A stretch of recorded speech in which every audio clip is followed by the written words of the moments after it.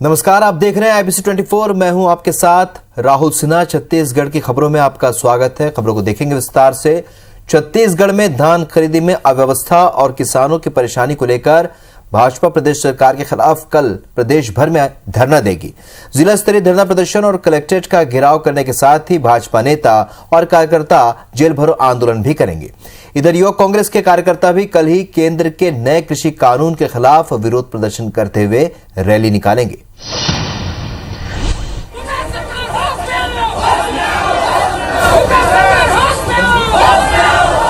ये तस्वीरें बस्तर के दंतेवाड़ा से आई हैं, जहां भाजपा के प्रदेशाध्यक्ष विष्णुदेव साय के नेतृत्व में सैकड़ों कार्यकर्ताओं ने कलेक्टर कार्यालय का घेराव किया और सरकार के खिलाफ जमकर नारेबाजी की।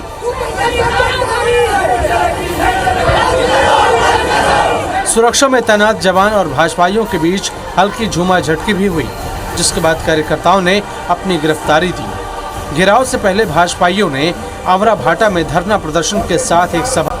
छत्तीसगढ़ की कांग्रेस की सरकार किसान विरोधी सरकार है और किसानों को अपना धान बेचने में भारी कठिनाई का सामना करना पड़ रहा है और एक महीना में ही इनकी खरीदी की व्यवस्था पूरी चरमरा गई है।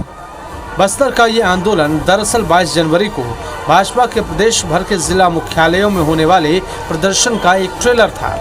विधानसभा स्तरीय प्रदर्शन में अपनी ताकत दिखाने के बाद बीजेपी शुक्रवार को जिला स्तर पर फिर मोर्चा खोलने जा रही है।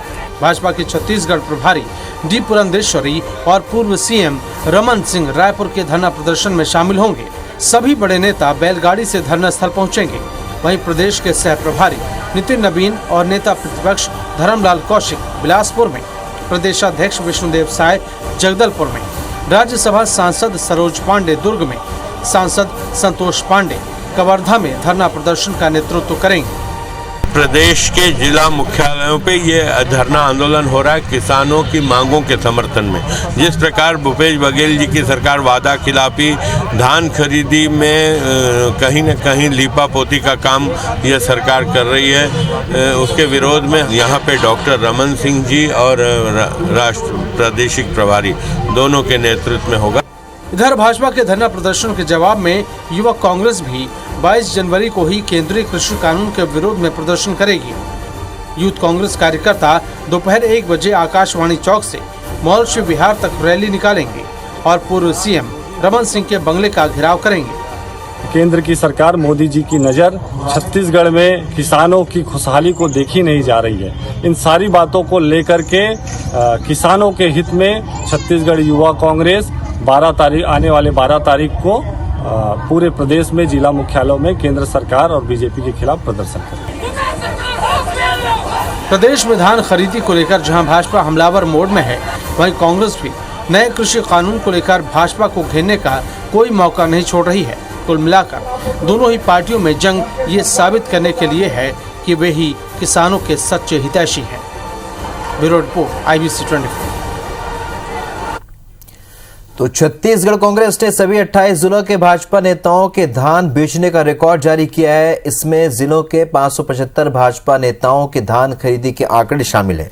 कांग्रेस नेताओं ने कहा कि भाजपा किसानों के साथ छल करती रही है। प्रदेश के 82 लाख मीट्रिक टन से अधिक धान खरीदी हो चुकी है।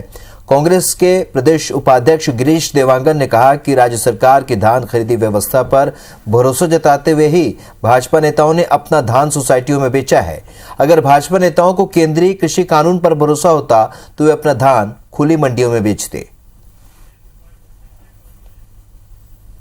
यहाँ भारतीय जनता पार्टी के जितने भी वरिष्ठ नेता हैं उनको प्रायश्चित करने का और आत्मचिंतन का अवसर है। 22 तारीख को वो एक जगह बैठ जाएं और आत्मचिंतन करें और प्रायश्चित करें कि आज उनकी दुर्गति 15 साल के सरकार में रहने के बाद किसानों ने उनकी इतनी दुर्गति क्यों की है कि 14 सीट में सिमट गए। इधर पूर्व मुख्यमंत्री रमन सिंह का सरकार और कांग्रेस के नेताओं के खिलाफ ट्वीट वॉर लगातार जारी है। गुरुवार को भी रमन सिंह ने ट्वीट कर कांग्रेस सरकार पर निशाना साधा। उन्होंने अपने ट्वीट में भाजपा और कांग्रेस सरकार में अंतर गिनाया। रमन सिंह ने ट्वीट में लिखा कि फर्क साफ है, भाजपा सरकार समय पर धान खरीदी, पर्याप्त बारदाने, रकबा नहीं घटाया, कोई अवैध वसूली नहीं, समय पर पेमेंट, किसान खुशहाल। जबकि कांग्रेस सरकार में देर से धान खरीदी, बारदानों की भारी किल्लत, रकबा घटाया, अवैध वसूली, अब तक पेमेंट नहीं, किसान परेशान। इस पर भाजपा शहर जिला अध्यक्ष श्रीचंद सुंदरानी ने कहा कि रमन सिंह प्रदेश की जनता की भावनाओं को और आवाज को ट्वीट के माध्यम से उठाते हैं। देखिए, डॉक्टर रमन सिंह जी ने जो ट्वीट किया वो आम आदमी की भावना है। आम आदमी भी ये महसूस कर रहा है कि जब तक डॉक्टर रमन सिंह जी की सरकार थी 15 साल तक, वह 1 नवंबर से धान खरीदा जाता था। किसानों को कभी न बारदाने की कमी होने दी। दिल्ली में चल रहे किसान आंदोलन में सिंघू बॉर्डर पर आज छत्तीसगढ़ के किसानों ने आमरण अनशन की शुरुआत कर दी है। तेजराम विद्रोही के नेतृत्व में छत्तीसगढ़ के किसान दिल्ली के सिंघू बॉर्डर पर प्रदर्शन कर रहे हैं। अब तक छत्तीसगढ़ के किसान नए कृषि कानून के विरोध में धरना प्रदर्शन में शामिल थे, लेकिन आज से किसानों ने अनशन की शुरुआत भी कर दी है।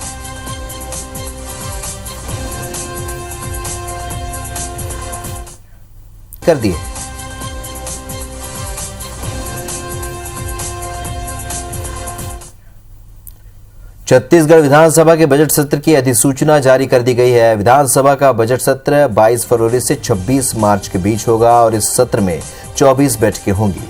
सत्र के दौरान भाजपा धान खरीदी में अव्यवस्था, बारदाने की कमी का मुद्दा उठाएगी।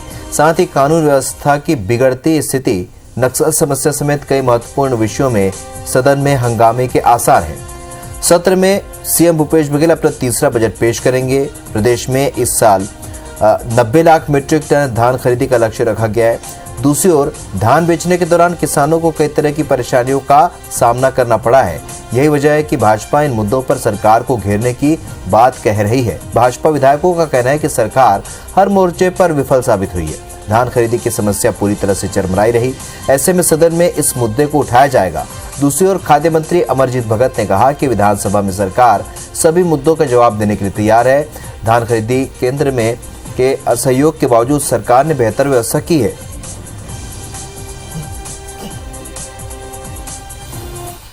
सरकार की पूरी तैयारी है और सरकार हर एक सवाल का जवाब देगी और दूध का दूध, पानी का पानी, सब एकदम जो भी प्रश्न आएगा उसका जवाब मिलेगा।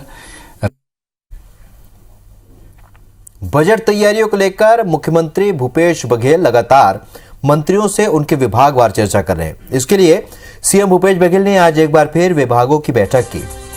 स्वास्थ्य एवं ग्रामीण व पंचायत विकास मंत्री टीएस सिंहदेव के विभागों से जुड़े बजट प्रावधानों पर चर्चा की गई। इस दौरान वैक्सीनेशन से लेकर कोविड टेस्ट और पोस्ट कोविड ट्रीटमेंट की व्यवस्थाओं के लिए राशि के प्रावधान पर भी चर्चा की गई।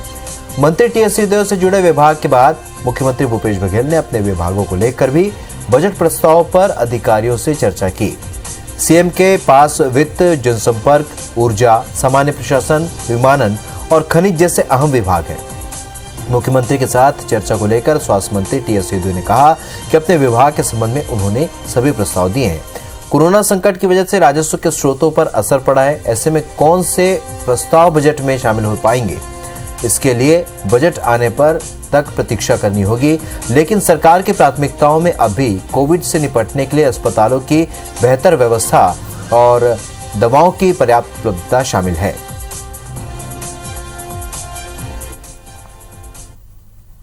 चर्चा ही चर्चा है। मेरा कुछ बोलना अभी उचित नहीं है क्योंकि मुख्यमंत्री जी के समक्ष विचार के लिए है। तो फाइनल क्या आ सकेगा। आर्थिक स्थिति पिछले साल की तुलना में भी कम दिखा बजट में जीएसटी कलेक्शन का, तो स्वाभाविक है कि खर्चे पे भी मुख्यमंत्री जी के हाथ उतने बंधे रहेंगे, उतना सीमित। मुख्यमंत्री भूपेश बघेल पिछले 1.5 महीने में 5 संभाग के 15 से ज्यादा जिलों का दौरा कर चुके हैं। इस दौरान उन्होंने इन जिलों को अरबों रुपए के विकास कार्यों की सौगात दी। साथ ही राजनीतिक और प्रशासनिक गतिविधियों की नब्ज भी टटोली। सीएम के इस दौरे के बाद उन जिलों के प्रशासनिक कामों में तेजी आई है। सीएम ने जिलों में रात में रुककर कई सामाजिक संगठन, जनप्रतिनिधि और अधिकारियों से लंबी चर्चा की। बताया जाता है कि सीएम फरवरी में भी कई जिलों का दौरा करेंगे। वहीं सीएम के इस दौरे को लेकर बीजेपी का कहना है कि ये सरकारी नहीं बल्कि कांग्रेस पार्टी का दौरा है।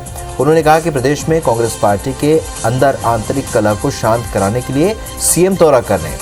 कांग्रेस के संचार प्रमुख शैलेश नितिन त्रिवेदी ने कहा कि सीएम के दौरे से मालूम हो रहा है कि किस जिले की क्या जरूरत है।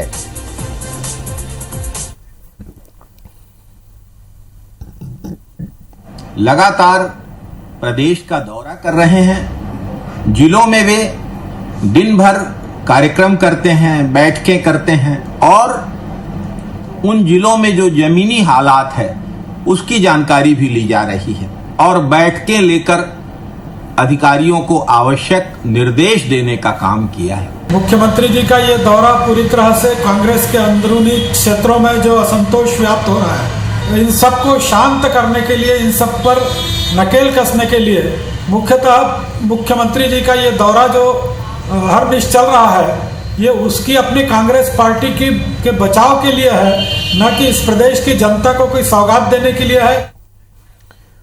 मुख्यमंत्री भूपेश बघेल शुक्रवार को दोपहर 3 बजे दिल्ली के लिए रवाना होंगे। सीएम दिल्ली में वरिष्ठ कांग्रेसी नेताओं के साथ मुलाकात करेंगे। असम कांग्रेस के सीनियर ऑब्जर्वर बनाए जाने के बाद सीएम का ये पहला दिल्ली दौरा है। वो 18 और 19 जन कांग्रेस का हाल चाल जाना है। सीएम वहां के सियासी हालात की जानकारी वरिष्ठ नेताओं को देंगे। सीएम भूपेश की केंद्रीय मंत्रियों से मुलाकात भी हो सकती है।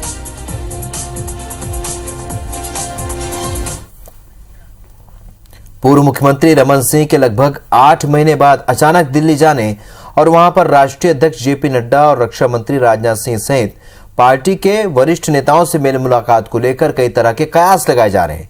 इसे पार्टी में राष्ट्रीय स्तर पर हुए संगठन में बदलाव से भी जोड़कर देखा जा रहा है। पार्टी के कुछ वरिष्ठ नेता दबी जुबान में कह रहे हैं कि रमन सिंह का ये दिल्ली का दौरा उनके आगे के राजनीतिक भविष्य को तय करने के उद्देश्य से है।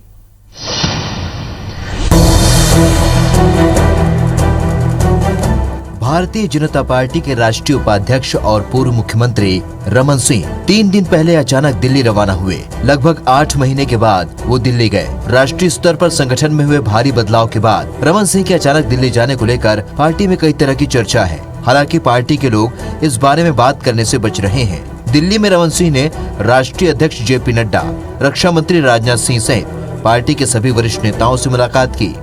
पार्टी के वरिष्ठ नेता और पूर्व मंत्री चंद्रशेखर साहू का कहना है कि रमन सिंह का दिल्ली जाना होता रहता है। इस दौरान वे बड़े नेताओं से भी मुलाकात कर संगठन की गतिविधियों, सरकार की स्थिति और पार्टी के आगामी कार्यक्रमों की जानकारी देते हैं। दिल्ली में जा रहा हूँ चूँकि 8 महीने हो गए थे दिल्ली गए, तो कुछ संगठन के दृष्टि से माननीय राष्ट्रीय अध्यक्ष जी से समय लिया है, माननीय संतोष जी से समय मांगा है और राष्ट्रीय अध्यक्ष जी और बाकी लोगों से, और कुछ अन्य विषय को लेकर भी चर्चा। देखिए, अब डॉक्टर रमन सिंह जी का तो दिल्ली से कनेक्शन पहले से मुख्यमंत्री के नाते भी और राष्ट्रीय उपाध्यक्ष के भी नाते और रूटीन में जाना है उनका, और दिल्ली जाना भी चाहिए। मुझे लगता है इसमें अलग से कोई कयास लगाने की जरूरत नहीं है। इस पर कांग्रेसी नेताओं का कहना है कि सौदान सिंह का छत्तीसगढ़ से हटना और डी पुरंदेश्वरी जैसी तेज तर्रार महिला को प्रदेश प्रभारी बनाए जाने से रमन सिंह को समझ में आ गया है कि अब छत्तीसगढ़ में उनका खेल खत्म हो गया है। इसलिए वे दिल्ली में अपनी संभावनाएं तलाशने गए हैं। खूब उनका रुतबा बढ़े, लेकिन छत्तीसगढ़ के लिए उसका लाभ मिले। ऐसा नहीं कि छत्तीसगढ़ को 60 लाख मेट्रिक टन चावल जमा करने का आदेश मिलता है और बाद में सब हमारे नेता लोग जाकर के भारतीय जनता पार्टी के जो केंद्रीय नेतृत्व से मिल करके उसको 24 करा देते हैं, तो ये ठीक नहीं है। प्रदेश और देश की सियासत में पिछले 2 से 3 साल में बड़े बदलाव हुए हैं। ऐसे में वरिष्ठ नेताओं के लिए चुनौतियां ज्यादा बड़ी हैं। राजेश मिश्रा, IBC 24। छत्तीसगढ़ में गोधन न्याय योजना के तहत गोबर खरीदी में जहां राज्य में नए नए कीर्तिमान बनाए जा रहे हैं, वहीं राजनांदगांव शहर में 12 में से 8 गोबर खरीदी सेंटर बंद हो चुके हैं, जिससे गुस्साए पशुपालकों ने सड़क पर गोबर फेंककर इंदिरा नगर चौक पर चक्का जाम कर दिया। पशुपालकों का कहना है कि उन्हें गोबर बेचने अब 3 से 4 किलोमीटर दूर के खरीदी केंद्रों में बुलाया जा रहा है। उन्होंने पहले जैसी व्यवस्था करने की मांग की है। मांग नहीं माने जाने पर रोज सड़क पर गोबर फेंकने की बात कही। वहीं अधिकारी गोबर रखने की जगह नहीं होने की बात कह रहे हैं। बता दें कि राजनांदगांव में अब तक करीब 1 करोड़ 56 लाख रुपए का भुगतान गौपालकों को किया जा चुका है। रोड में डाला था, नहीं लेने कहा था सेंटर और 4 महीने पहले ले से सेंटर वाले, अब तो नहीं लेते ना, तो नहीं लेते तो हम कहाँ मुहारा जाबो। मुहारा नहीं होना चाहिए, नीचे होना चाहिए। हम वहाँ नहीं जाना चाहिए, हम नान लोग नहीं कहा गोबर डालते थे जब से खरीदी किया है, उसके बाद अभी नहीं लेना चाह रहा है तो फिर हम क्या करें, मुहारा नहीं जा पाएंगे। यही डालना है हमको इंदिरानगर सेंटर में। वहाँ पे पर्याप्त जगह भी नहीं है और शहर के अंदर में रहने के कारण वहाँ गोबर के जमाव से जो वहाँ पर रह रहे लोग हैं उनकी भी शिकायतें आई। हमने ये निर्णय लिया कि हम जो स्वीकृत 4 गोठान है वहाँ पर हम लगातार गोबर की खरीदी जारी रखेंगे। शेष SRMC सेंटर में गोबर खरीदी बंद कर दी गई है। इसकी वजह केवल जगह की कमी होना। नया रायपुर सेक्टर 27 में बने हाउसिंग प्रोजेक्ट पर करीब 100 करोड़ रुपए की घोटाले का आरोप लगा है और अब इस मामले में नया मोड़ आ गया है। इस मामले में हाउसिंग बोर्ड के एडिशनल कमिश्नर SK वर्मा ने बयान दिया है कि प्रोजेक्ट की बिलिंग की फाइल उन्होंने सबऑर्डिनेट अधिकारी को ट्रांसफर कर दी थी और अब अगर फाइल नहीं मिल रही है तो ये उनकी जिम्मेदारी नहीं है। ये बयान इसलिए महत्वपूर्ण है क्योंकि करीब 100 करोड़ रुपए के नियम विरुद्ध खर्च की फाइल पिछले 1 साल से गुम बताई जा रही है। इसे लेकर हाउसिंग बोर्ड के 2 अधिकारी लगातार पत्र भी लिख चुके हैं।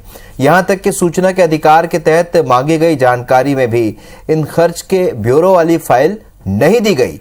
IBS 24 ने पिछले सप्ताह की इस बड़ी गड़बड़ी का खुलासा किया था, जिसके बाद हाउसिंग बोर्ड के आयुक्त ने जांच कराने का आश्वासन दिया था। हालांकि इस मामले में अब तक जांच शुरू नहीं करवाई गई है और इसी बीच एडिशनल कमिश्नर SK वर्मा का यह बयान सामने आया है। लिहाजा ये पूरा मामला एक दूसरे पर आरोप प्रत्यारोप का और करीब 1 अरब के भ्रष्टाचार पर पर्दा डालने वाला बनता दिख रहा है।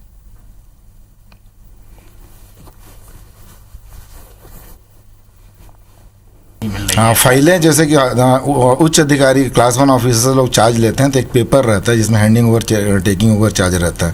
उसमें फाइल की लिस्ट सहित कभी चार्ज नहीं होता है। अब कोई फाइल है उसमें से एक आध 20 की पेज गायब करके जानकारी देवें तो उसके लिए अधिकारी जिम्मेदार नहीं है। धमतरी के गोजी गांव में आयोजित कबड्डी प्रतियोगिता में खेल के दौरान एक खिलाड़ी की मौत हो गई। इस घटना के बाद इलाके में सनसनी फैल गई। जानकारी के मुताबिक कुरूद के गोजी गांव में कबड्डी प्रतियोगिता का आयोजन हो रहा है। प्रतियोगिता में कोकड़ी गांव की टीम भी खेलने के लिए गोजी पहुंची थी। खेल के दौरान नरेंद्र साहू नाम का खिलाड़ी दांव पर गया था और उसी वक्त विरोधी टीम के खिलाड़ियों ने उसे पकड़कर जमीन पर पटक दिया, जिससे उसकी मौके पर ही मौत हो गई। ये नज़ारा देख खिलाड़ियों और दर्शक हैरान रह गए, जिसकी सूचना क्रूद पुलिस को दी गई। पुलिस मामले की जांच में जुट गई है। घटना का वीडियो तेजी से सोशल मीडिया पर वायरल हो रहा है।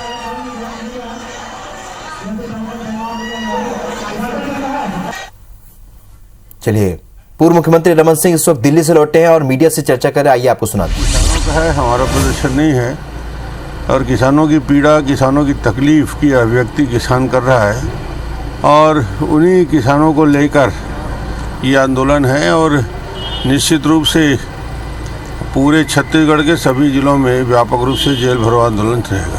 कांग्रेस आपके दिल्ली दौरे पे बोल रही है कि आप वहाँ दिल्ली शिफ्ट होने वाले हैं, प्रदेश पे कुछ खास? कांग्रेस वालों को यही तो तकलीफ है।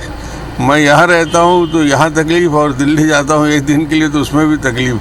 तो सवाल इस बात का है कि राष्ट्रीय स्तर में यदि दायित्व है तो उसका भी निर्वहन करना है, मगर काम तो छत्तीसगढ़ में ही करना है। तो आपने सुना पूर्व मुख्यमंत्री डॉक्टर रमन सिंह है और कहना है कि भाई राष्ट्रीय पद है तो दिल्ली दौरा लगा रहेगा।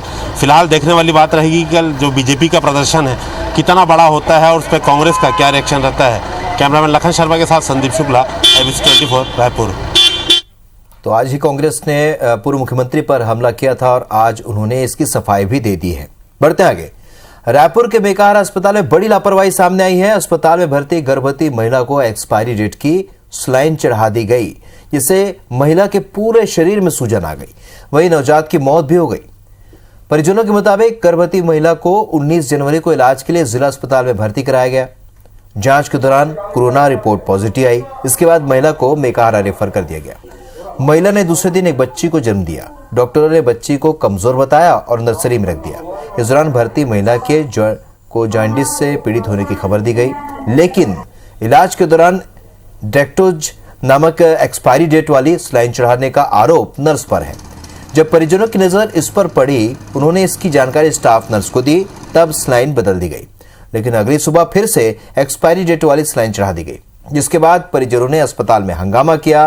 उधर महिला की तबीयत बिगड़ने लगी और पूरे शरीर में सूजन हो गया, जिसका अब निजी अस्पताल में इलाज जारी है। वहीं इलाज के दौरान बच्ची की भी मौत हो गई। अस्पताल प्रबंधन जांच के बाद दोषियों के खिलाफ कड़ी कार्रवाई की बात कह रहा है। जो पूरी बॉडी उसकी सूज गई है, एकदम बोलचाल नहीं कर पा रही है। क्यों? क्योंकि उसको जो कल ग्लूकोज बोतल चढ़ाई गई है वो 3 महीना एक्सपायरी डेट थी, जिस करके तो पूरा सूज गया है। उसके बाद डॉक्टर चेक करने आए थे, उनको नस भी नहीं मिल पा रहा था, उसका बॉडी सब सूज गया है। मेरा बच्चा भी कल सुबह ख़त्म हो गया है। 3 महीने पुरानी एक्सपायरी बोतल आपके पास कहाँ से आई और आप क्यों चढ़ाए इसको?